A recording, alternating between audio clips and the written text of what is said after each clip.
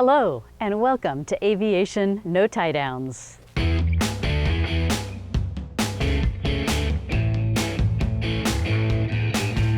This is where we bring you interesting stories of our shared passions for the people, the business, and the adventure of aviation.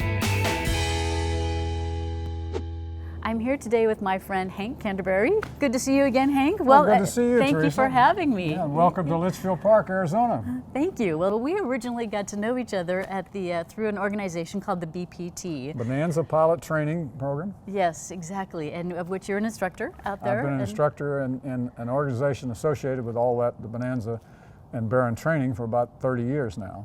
And we kind of consider ourselves to be the Beechcraft experts because among the 30 instructors or so, most of us either own or have owned one of the Beechcraft aircraft. And in my case, I've owned my airplane for 36 years. Yeah, well, it's a great organization. Lightspeed has had some affiliation with it through the years and done some sponsorships there, and I've had a chance to be out there when you guys are doing some of those clinics. You sure have, and that's how we met, and Lightspeed has been very generous as part of our sponsorship, giving out a Lightspeed headset, which was a very popular event. Well, it wasn't until I had known you actually for quite a while that I realized that you had quite a distinguished Air Force career as well.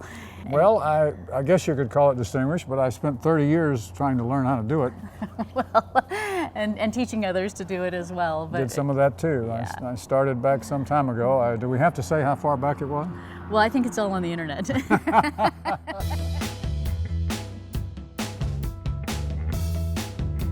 And here's another picture of my son, again, in one of his teams out over Monument Valley up in Utah. So do you and your son get to fly together very often? Yes, as a matter of fact, he owns the Bonanza also, like I do. Okay. And it's parked right over there in that other hangar. Okay. So yeah, we go out and fly sometime. Oh, that's fun, yeah. A little funny story, he had just started college, and so I had gotten him his private license at an aero club at Shaw Air Force Base in South Carolina when he was 16.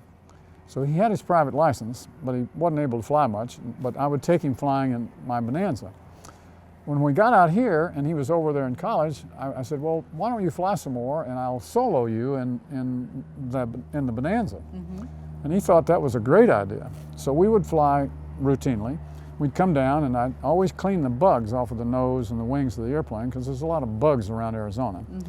And so I told him, I said, you know, son, I know you want to solo this airplane and I'd like to solo you, but until you can fly between the bugs, I don't think I'm going to be able to do that. And he looked at me like, are you crazy? What do you mean?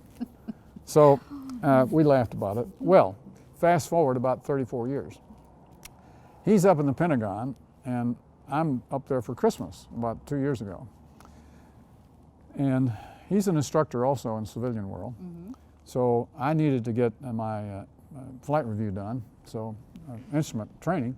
So we're out in his airplane in Virginia one cold day, and we're flying around and I'm under the hood flying instruments. And he's over here in the right seat as the instructor. I'd been working as hard as I could to keep the needles crossed and fly good instruments and all that sort of stuff. And he finally said on the intercom, he said, Dad, I'm not going to be able to pass you on this proficiency check. Really? Why not? He said, you're not doing a good job flying between the bugs. Payback is sweet, isn't it? Yeah, they got the memory like a steel trap. Oh, that's amazing. Yeah, 30 plus years later. Yeah, what a great story. He remembered it and he got even. Right. Thank you for watching this episode of Aviation No Tie Downs. Now, let's go flying.